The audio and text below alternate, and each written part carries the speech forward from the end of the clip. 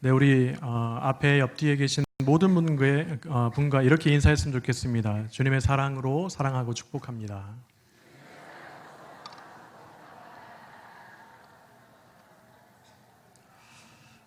네, 미국 캘리포니아 주의 그 좌우명이 뭔지 혹시 아시는 분 계신가요? 캘리포니아 주. 네, 우리가 잘 알고 있는 단어인데요. 유레카라고 하는 말입니다. 혹시 유레카라는 단어를 들어보신 적 있으신가요? 네, TV 프로에도 무슨 제목을 유레카로 한 적이 있죠. 자, 원래 유레카는 헬라어입니다. 그리스어인데요. 이 의미는 뭐냐면 내가 찾았노라, 내가 찾았다라는 의미를 가지고 있습니다. 이 캘리포니아주의 좌우명이 된 유래는 이렇습니다. 1800년대 서부 개척 시대가 되었어요. 그때 캘리포니아 곳곳에 많은 금광이 발견되었습니다. 사람들이 금을 찾으러 몰려들었고요. 그러면서 여기저기서 금광을 발견한 사람들이 외치는 소리가 유레카 이러는 거예요. 그래서 어떻게 해요? 나중에 이런 거죠. 내가 찾았다, 금광을 찾았다라는 거잖아요. 나도 찾았고 옆에 있는 사람도 찾았고 여러 사람들이 찾다 보니까 나중에는 이제 그 캘리포니아주의 인구들이 어땠을까요? 늘어났겠죠. 우리 금왕도 제가 알고 있기로는 이렇게 금광이 많고 금 매장량이 많다고 들었습니다. 이것을 이제 마음껏 캐어서 가져가십시오라고 하면 금왕 인구는 한 10만이 금방 늘 겁니다. 그렇지 않을까요? 네. 그처럼 캘리포니아주가 그렇게 금광을 많이 있었기 때문에 유레카 하면서 내가 찾았다라고 하면서 이렇게 황금의 주로 불리게 되었습니다. 사실 유레카가 더 유명해졌던 것은 우리가 잘 알고 있는 것처럼 아르키메데스라고 하는 사람이 왕의 명령으로 왕관의 그 금의 순도 이것을 측정하는 법을 수학자이기 때문에 계산해야 되는 그런 일들이 있었습니다. 그런데 고민하다가 결국에 어떻게 해요? 우리 어르신들 잘 가시는 목욕탕에 갔죠. 그래서 목욕탕 물에 본인이 풍덩하고 들어가니까 본인이 들어간 만큼의 물이 이렇게 빠져나갔잖아요. 이것을 보면서 수학자는 다른 것 같아요. 그러면서 어떻게 했을까요? 방법을 알아낸 거죠. 그래서 벌거벗은 몸으로 거리에 뛰쳐나가면서 뭐라고 했을까요? 유레카 한 거예요. 찾았다 이거예요. 방법을. 그래서 이렇게 유명해진 것이 바로 유레카라고 하는 단어입니다. 자, 이처럼 오늘을 살아가는 우리에게도 말씀 안에서 우리를 향하신 하나님의 사랑, 예수님의 그 은혜를 이 시간에 유레카하는 시간이 되었으면 좋겠습니다. 네, 꼭 찾으셔서 정말 우리에게 말씀하신 것이 무엇인지를 한번 생각해 보았으면 좋겠습니다. 저도 몇 달 전에 청소년부 아이들을 대상으로 설교를 준비하다가 그것도 사랑에 관한 설교를 준비하다가 멋진 단어 하나를 유레카했습니다. 그게 뭘까요? 바로 오늘 제가 설교 제목으로 사용했던 단어입니다. 혹시 여러분 제 설교 제목이 뭔지 아시나요? 네, 이게 무슨 얘기인지 모르겠지만 하여튼 단어로 이렇게 써 있어요. 예그리나. 네, 예그리나라고 하는 단어입니다. 예그리나의 그 의미가 뭔지 아실까요? 네, 혹시 아시는 분 계세요? 네, 이게 뭐냐면 사랑하는 우리 사이라고 하는 뜻입니다. 우리말로. 다시 말하면 예그리나는 뭐예요? 사랑하는 사람과의 관계를 이야기할 때 예그리나입니다. 그런데 제가 왜 이것을 유레카했다고 생각하냐면 이 단어를 처음에 딱 봤을 때 어떤 느낌이었냐면 예수 그리스도와 나로 보였어요. 저한테는. 네, 예수 그리스도와 나, 사랑하는 우리 사이. 내가 예수님과 사랑하는 사이구나. 나에게 사랑을 베풀어 주신 사이구나. 그래서 제가 유레카했습니다. 그래서 제가 청소년 아이들한테는 이런 얘기도 했어요. 내가 정말 엄청난 단어를 찾았는데 예그리나라고 하는 단어다. 그러면서 이 사랑에 관련된 막 이야기를 했어요. 저는 막 흥분해가지고 막 이런데 아이들은 이렇게 졸더라고요. 네, 왜 그럴까요? 제가 찾은 거거든요. 네. 사랑하는 이 사이, 예수님과 이 사랑하는 관계, 예그리나의 사이, 우리 사이가 그렇게 되었으면 좋겠다라고 하는 제 간절함에서 찾았습니다. 그 안에는 예수 그리스도와 나 사이의 십자가의 사랑과 하나님의 은혜, 이것을 제가 유력하고 발견했기 때문에 그 단어가 저에게 가슴에 딱 와닿습니다. 이 얼마나 놀라운 발견입니까? 그런데 더 놀라운 사실이 있어요. 그것이 뭐냐면 제가 발견한 이 예수님의 사랑이요, 오늘 이 자리에 계신 모든 분들에게 동일하게 흐르고 있다는 사실이에요. 예수님께서는 그렇게 우리를 사랑하고 계십니다. 이것이 바로 예수님과 우리의 사이인 예그리나 사이입니다. 네. 자, 오늘 본문 말씀이 들어있는 신명기는요, 히브리어로 뭐라고 하냐면 엘레 네, 핫드바림이라고 합니다. 엘레 핫드바림. 이 뜻은 뭐냐면 이것이 말씀들이다라는 사실 의미입니다. 그러니까 신명기 우리가 한자로 이렇게 번역을 했지만 원래 신명기의 의미 뭐예요? 이것이 말씀들이다. 다 말씀인데 또 말씀들이라는 거예요. 다시 말하면 이것은 어느 역사적인 사건을 기록해 놓는 이런 그런 기록되어 있는 게 아니에요. 율법집도 아니고요. 단지 여기에 기록되어 있는 건 뭐냐면 이 모세가 가나안 땅 진입을 앞두고 있는 이스라엘 백성들에게 다시 한번 과거를 추억하면서 앞으로 나아가서 가나안 땅에 들어가면 어떻게 하나님의 말씀을 듣고 순종해야 되는지에 대한 설교들로 이렇게 구성되어 있습니다. 그러니까 말씀집인 거예요. 자, 그러면서 오늘 본문 말씀에 기록되어 있는 특별히 5장에 있는 십계명은 모압 평야에서 하나님께로부터 이렇게 받은 것이 아니고 원래는 출애굽기 20장에서 시내산에서 하나님께로부터 받은 이런 계명입니다. 다시 말하면 이런 거죠. 출애굽기에 나오는 이 십계명은요, 우리가 누가 받았냐면 처음 받았을 때는 출애굽 애굽에서 이집트에서 처음으로 나왔던 사람들 1세대들이 받은 거예요. 시내산에서 받은 것이고 지금 오늘 본문 말씀 신명기에 나오는 이 십계명은 누가 받은 거예요? 출애굽 2세대입니다. 1세대들이 다 죽고 이제는 어떻게 해요? 가나안 땅 진입을 앞둔 이 시점에서 이제는 부모님이 조상들이 받았던 십계명을 다시 한번 이렇게 되뇌이는 시간이 되는 것이 바로 오늘 신명기 5장에 있는 십계명입니다. 그렇다면 왜 하나님은 이스라엘 백성에게 십계명을 주셨을까요? 여러분들, 왜 가나안 땅에 들어갈 이 백성, 이 출애굽 2세대들에게 왜 다시 한번 십계명을 말씀을 하실까요? 또 한 가지 더 생각해 볼 것은 왜 하나님은 오늘을 살아가는 우리에게 이 십계명을 주셨고 또 무엇을 말씀하길 원하실까요? 이것을 한번 생각해 보는 우리 귀한 시간이 되었으면 좋겠습니다. 자, 첫 번째 십계명의 의미가 뭘까요? 첫 번째는 뭐냐면 바로 하나님의 사랑입니다. 하나님의 사랑. 우리가 읽었던 말씀인데요. 우리 12절 말씀을 다시 한번 읽겠습니다. 네, 신명기 5장 12절 말씀. 우리 다 같이 한번 읽겠습니다. 시작. 내 하나님 여호와가 내게 명령한 대로 안식일을 지켜 거룩하게 하라. 아멘. 우리가 너무나 잘 알고 있는 바와 같이 십계명을 하면 너무 잘 알잖아요. 1계명부터 4계명까지의 내용을 아시죠? 이것을 축약하면 뭐라고 하죠? 네, 하나님 사랑, 하나님과의 관계 얘기합니다. 그리고 반면에 5계명부터 10계명은 어떻게 얘기하죠? 사람과의 관계잖아요. 사람과의 사랑 관계. 먼저 1에서 4계명의 그 내용을 살펴보기 앞서 이런 내용들은 다 아시니까 이렇게 되어 있습니다. 1계명은 너는 나 외에는 다른 신들을 내게 두지 말아라. 네, 지금 제가 말씀드리는 것은 신명기에 나온 데가 아니고 출애굽기의 원래 원문에 대한 겁니다. 자, 2계명은 뭡니까? 너를 위하여 새긴 우상을 만들지 말고. 3계명은 뭘까요? 너는 내 하나님 여호와의 이름을 망령되게 부르지 말라. 4계명은요, 안식일을 기억하여 거룩하게 지키라. 너무나 잘 알고 있어요. 제가 살펴보니까 3가지의 하지 마라와 1가지의 하라로 되어 있습니다. 그렇죠.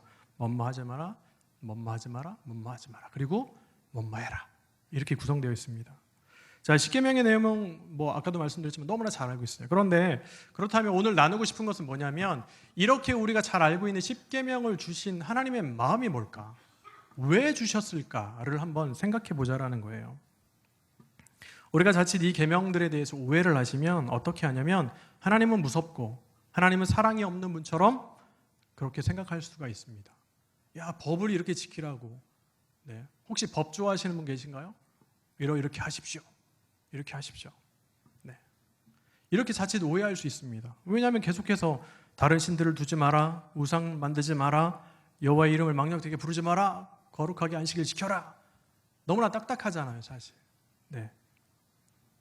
누군가가 우리에게 이렇게 명령만 내린다고 생각해 보십시오. 그분을 좋아할 수 있을까요? 그분을 사랑할 수 있어요? 네, 그럴 수 없습니다. 아마 어린아이들도 부모님이 계속해서 명령만 한다고 생각해 보세요.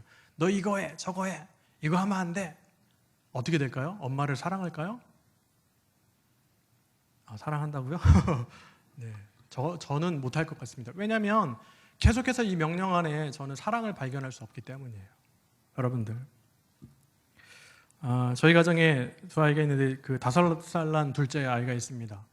네, 누군지 잘 모르시겠지만 있습니다. 밝히진 않겠습니다. 보고 있어가지고요. 자, 그런데 그 아이에게 제 지인은 제가 알고 있는 목사님들 중에 물어본 적이 있어요. 너 누구누구 목사님 기억하니? 라고 물었습니다. 그때 이 아이의 대답이 어땠을까요? 네, 우리는 때론 그 목사님 이름은 이렇고 성함은 그렇고 생김새는 어떻고 성격은 어떻고 뭐 이렇게 얘기할 수 있잖아요. 5살짜리 아이가 본 것, 그 아이가 대답은 봤던 건 이렇게 대답하더라고요. 너 누구누구 목사님 기억나니? 그랬더니 나를 예뻐해 줬던 분이요. 여러분 보세요. 중요한 건 이런 거예요. 자신을 예뻐해 줬던 걸 기억해요.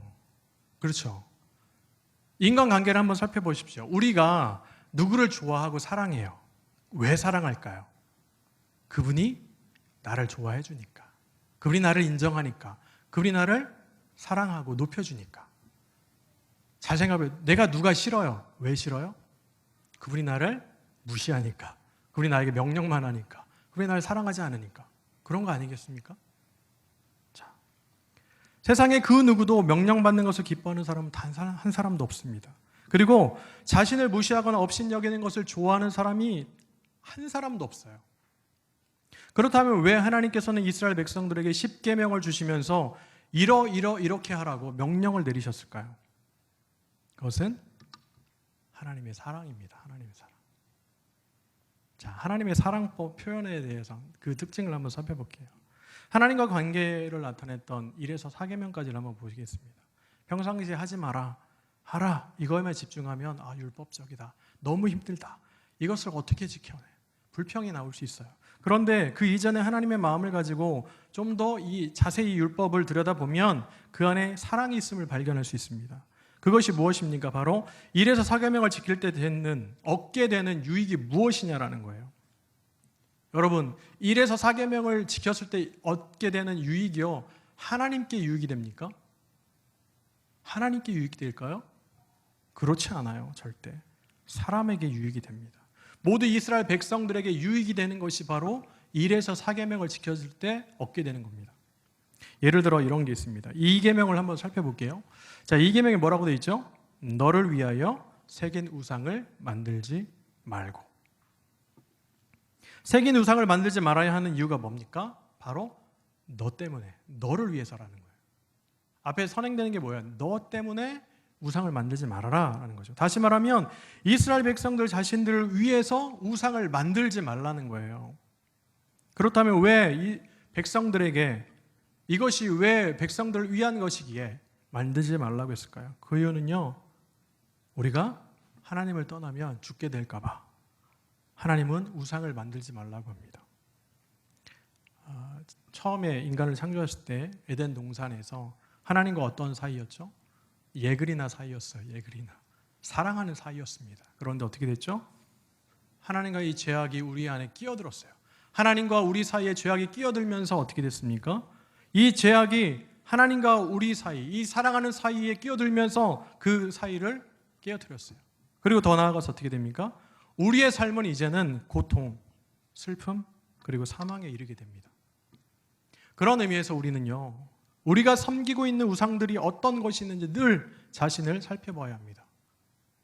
네, 제가 말로만 할 수 없으니까 제가 설교를 준비하면서 과연 내가 섬기고 있는 우상이 뭐가 있을까 고민을 해봤어요. 돌아봤습니다. 그랬더니 첫 번째 딱 마음에 와닿는 게 뭐였냐면 저의 사역의 경력이었어요. 네, 여러분들 제가 나이는 어리지만요, 찬양 인도를 제가 몇 년 한 줄 아세요?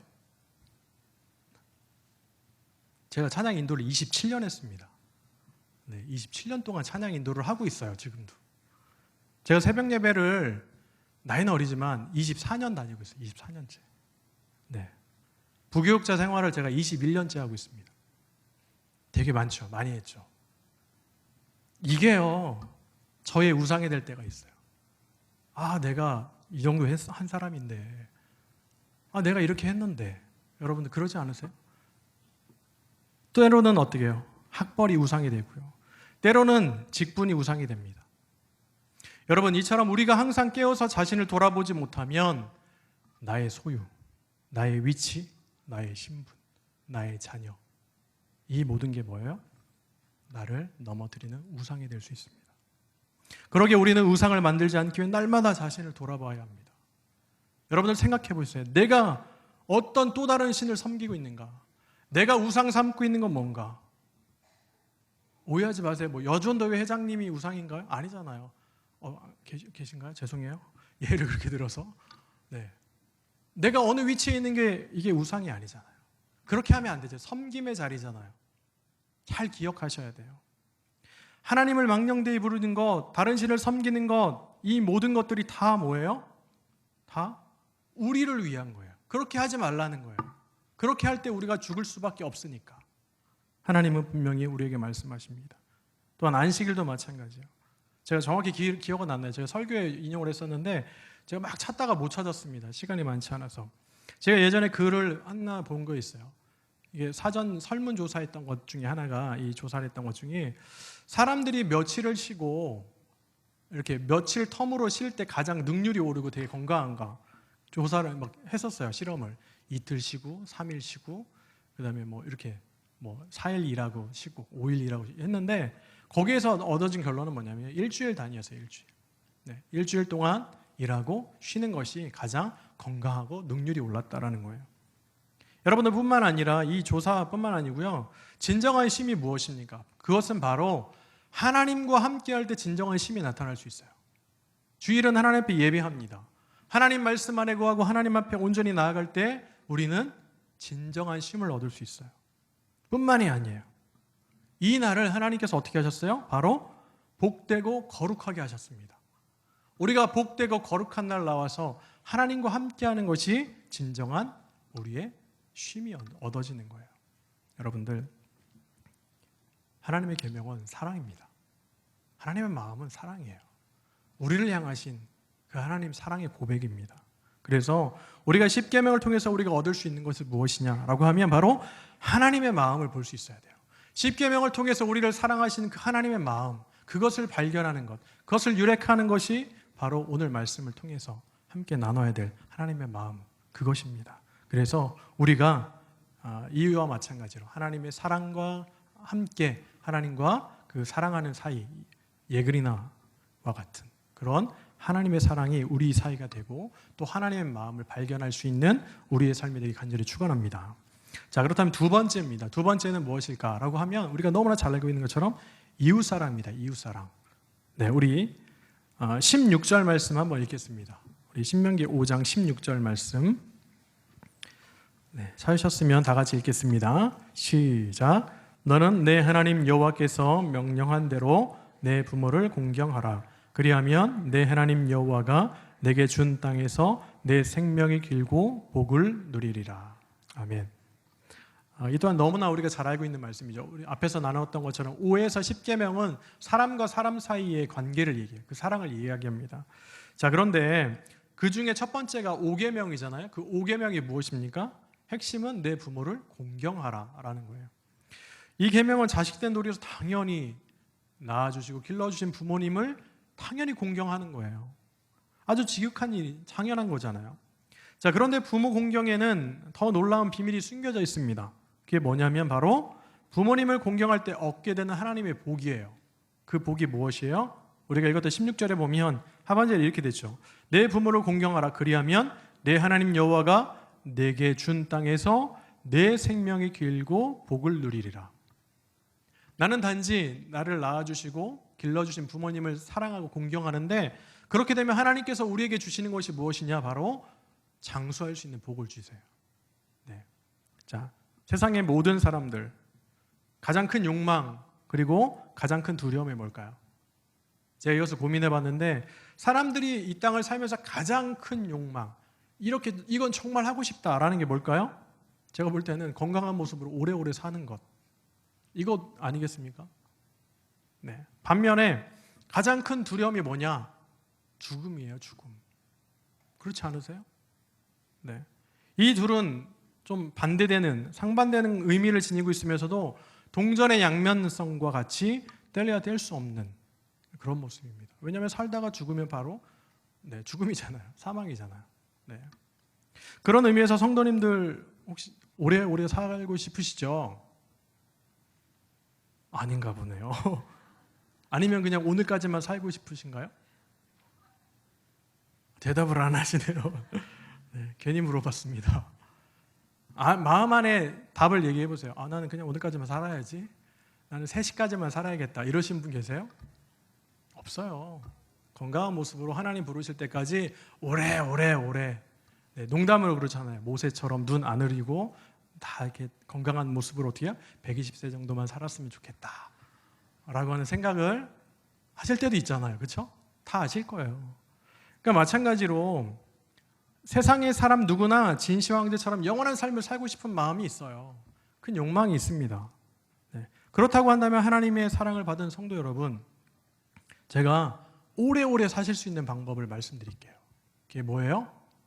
부모님을 공경하십시오. 부모님을 공경하실 때 우리는 분명히 하나님께서 약속하신 장수의 복을 누릴 수 있습니다.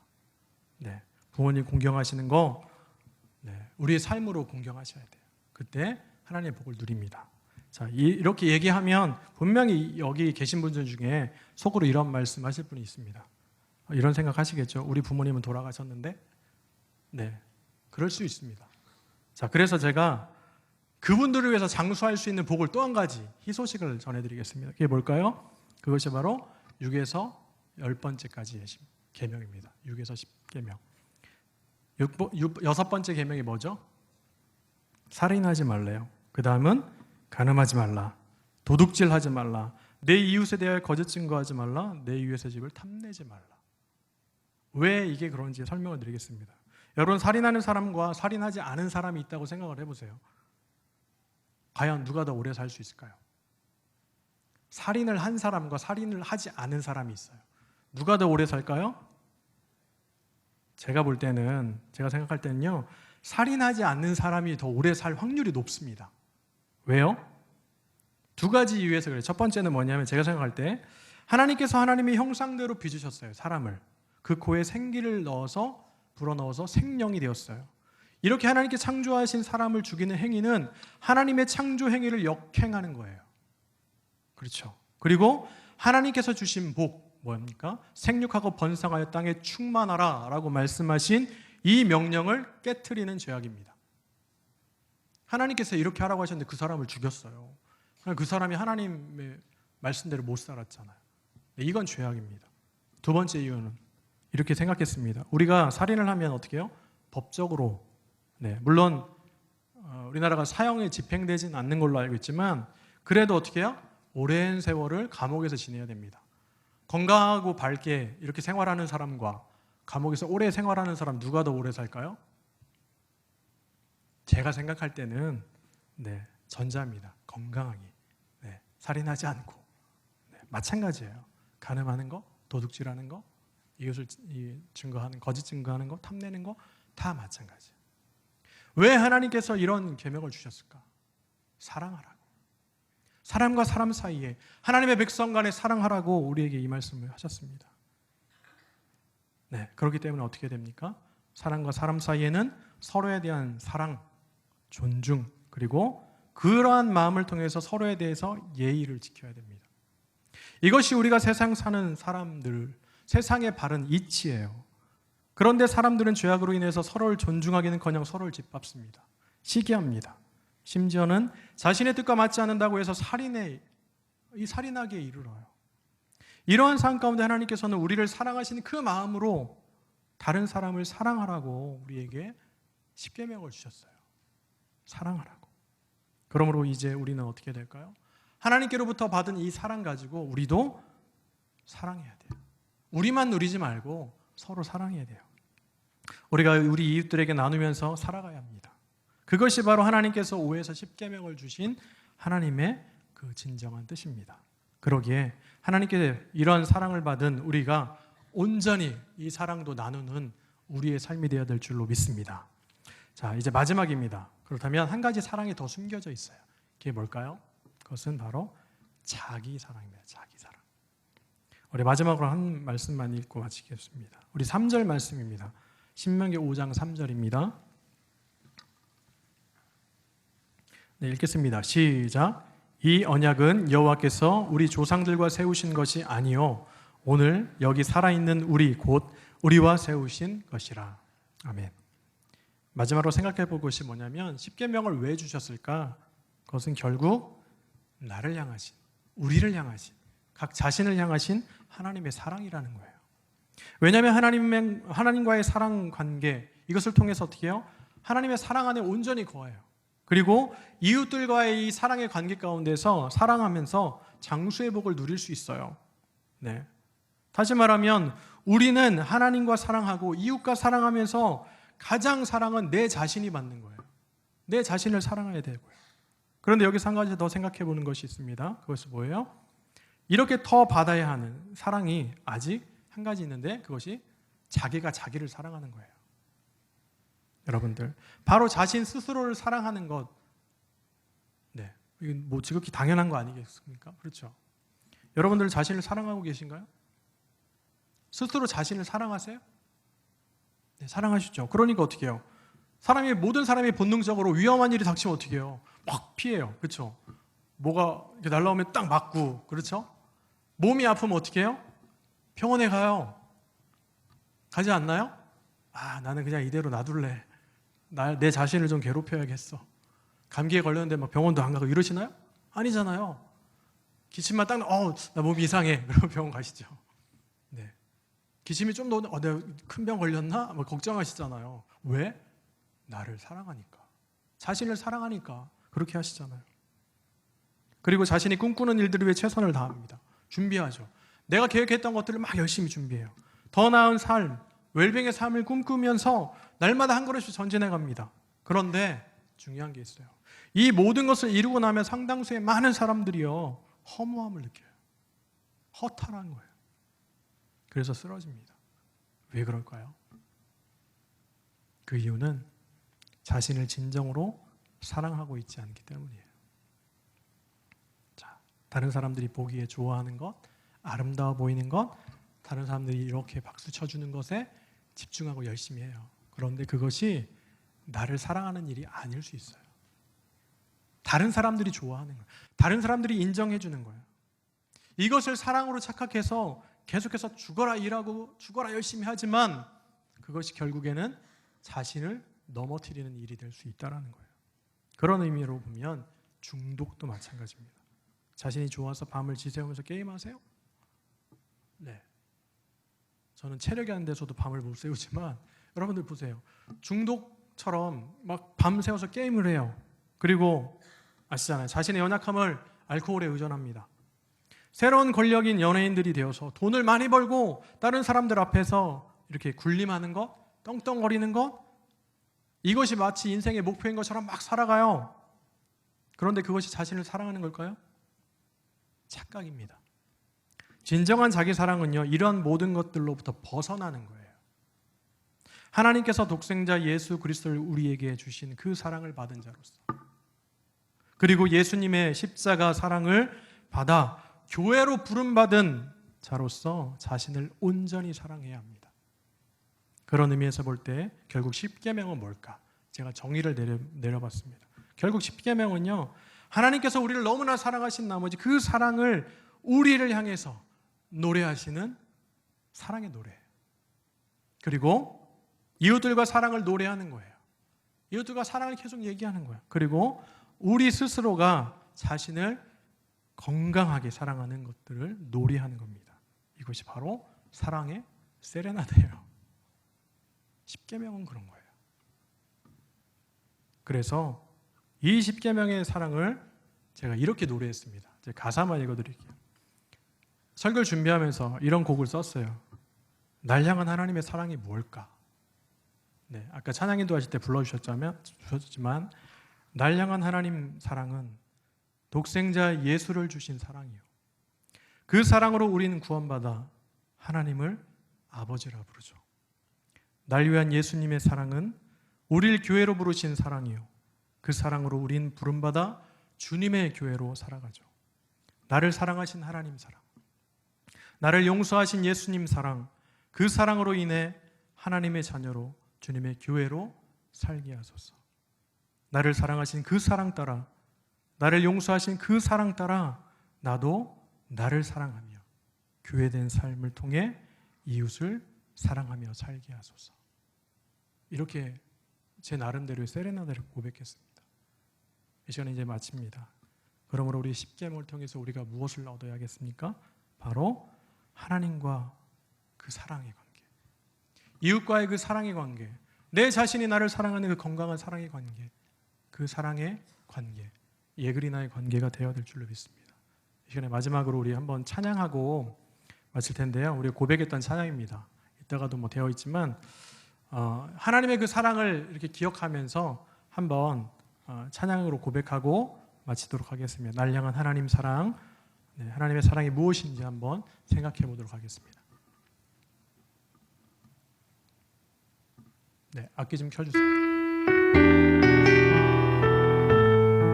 자막 좀 부탁합니다.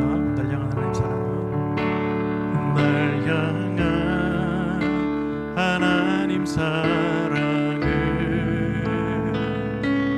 독생자 예수를 주신 사랑이요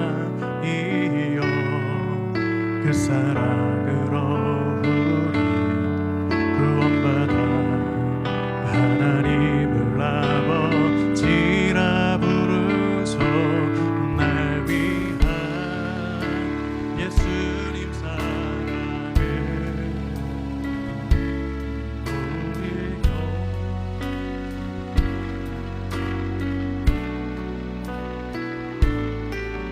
그 사랑으로 우리 부름받아 주님의 교회로 살아가죠. 나를 사랑하신 하나님 사랑, 나를 용서하신 예수님 사랑, 그 사랑으로 인해 하나님의 자녀 주님의 교회로 살게 하소서. 나를 사랑하신 그 사랑 따라 나를 용서하신 그 사랑 따라 나도 나를 사랑하며 후회된 삶을 통해 이웃을 사랑하며 살게 하소서.